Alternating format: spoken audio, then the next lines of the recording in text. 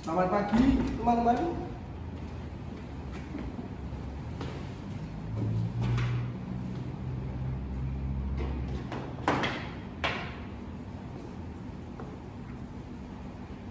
Assalamualaikum warahmatullahi wabarakatuh.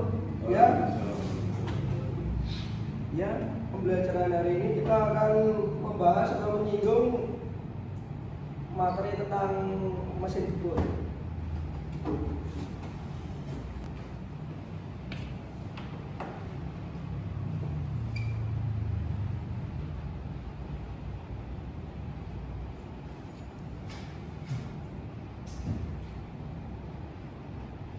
Oke, dari pengertian mesin jebol kita akan menyinggung dari fungsinya terlebih dahulu atau pengertian.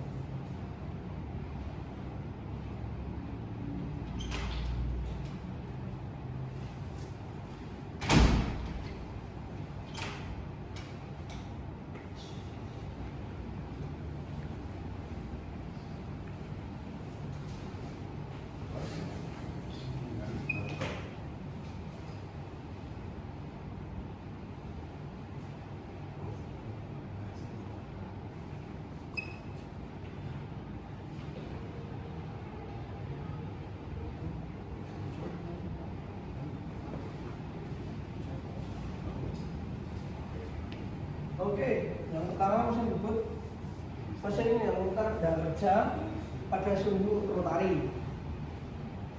Yang kedua itu ada mesin jebol beroperasi sebagai mesin penyayat.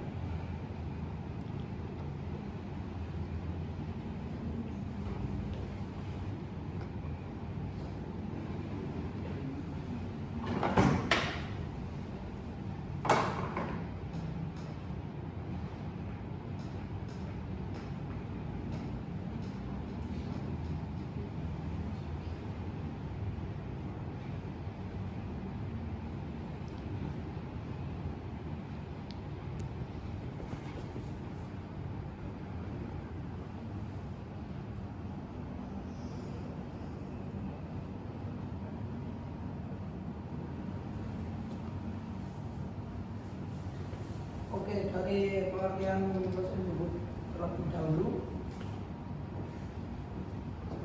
ada mesin yang memutar benda kerja atau dengan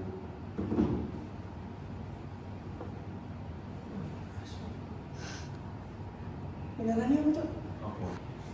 Ya, pengertian dari mesin jebol itu ada seperti mesin yang memutar benda kerja dengan alat potong tetap dan tidak bergerak atau penyayatan lebih tepatnya. Lalu yang kedua, mesin ini hanya digunakan untuk membuat benda kerja yang bersifat silinderis. Ya, untuk selanjutnya kita akan menyinggung tentang bagian-bagian dari mesin jebol. Itu yang pertama ada kepala tetap.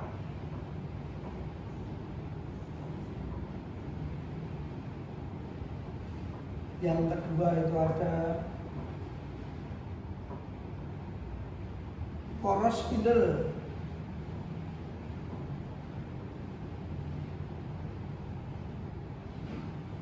Terus yang ketiga ada ekor bubur.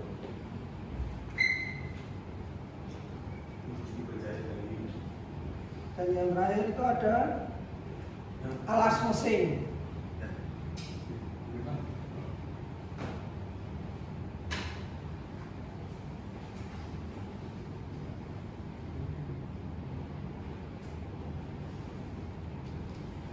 Oke, kita akan membahas tentang bagian-bagian dari mesin jebol. Dari yang pertama, kepala tetap atau poros utama. Kepala tetap atau poros utama ini dia yang memutar benda kerja dengan menggunakan satu sumbu. Terus yang kedua ada poros spindle. Poros spindle itu sebagai tempat di mana adanya tekan. Terus yang ketiga, ekor bubut. Ekor bubut ini adalah benda yang berseberangan dengan kepala bubut. Terus yang terakhir ada alas mesin. Alas mesin ini itu benda yang mendukung eretan dan kepala lepas. Jadi untuk bergerak atau ya bergerak kanan kiri dari tool post. Oke, yang selanjutnya kita akan membahas tentang cara kerja.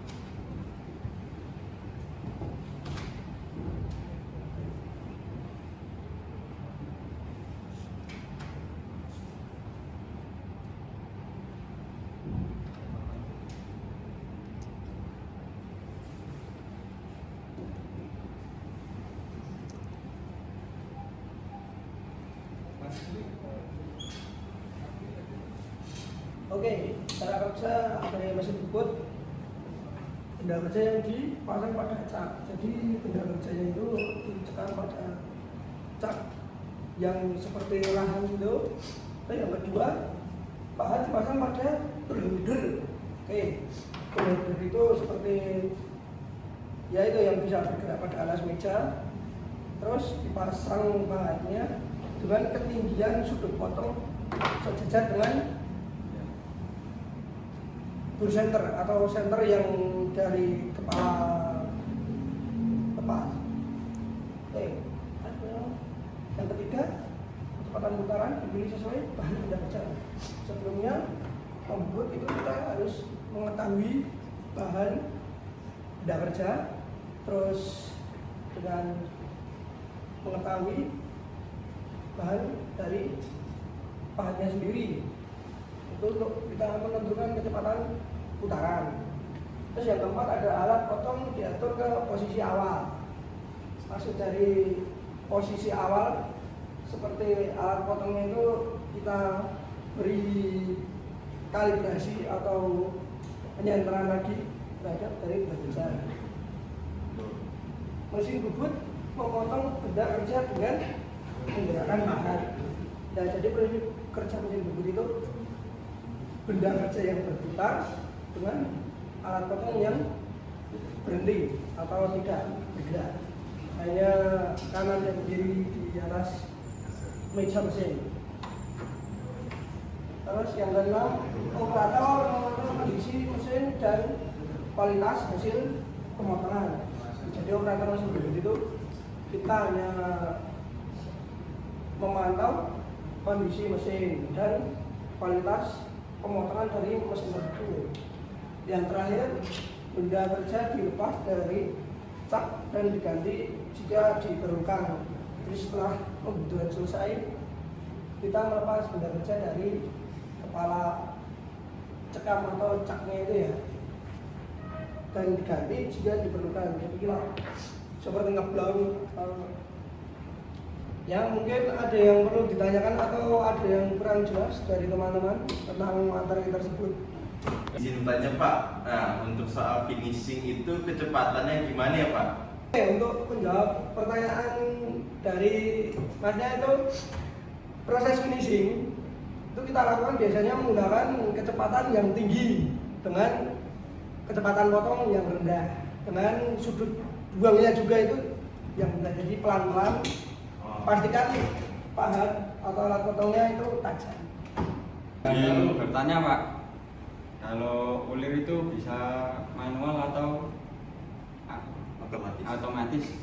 Oke, pembuatan ulir itu bisa dua ya Mas, bisa menggunakan mesin bubut atau menggunakan tap atau snake. Yang menggunakan mesin bubut itu kita harus mengetahui ukuran ulir, terus diameternya itu kita harus tahu kan menggunakan mesin bubut. Sedangkan kalau menggunakan snake dan tap, biasanya itu sudah ada di alat yang untuk membuat ulir tersebut. Seperti itu.